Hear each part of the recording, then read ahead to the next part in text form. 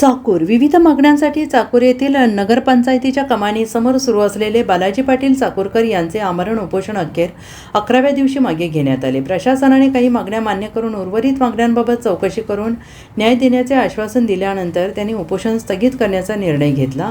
गेल्या 11 दिवसांपासून बालाजी पाटील चाकूरकर यांनी शेतकऱ्यांना 1 रुपयात पीक विमा योजना लागू करावी तसेच पंचायत समितीतील कथित घोटाळ्याची सखोल चौकशी करावी या प्रमुख मागण्यांसाठी आमरण उपोषण सुरू केले होते।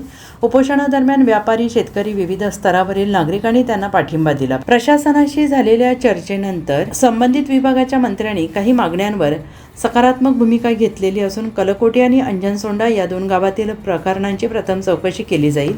या चौकशीत दोषी आढळल्यास चाकूर तालुक्यासह राज्यातील इतर गावातील संबंधित प्रकरणांची चौकशी करण्यात येईल असे आश्वासन देण्यात आल्याचे बालाजी पाटील चाकूरकर यांनी म्हटलेलं आहे।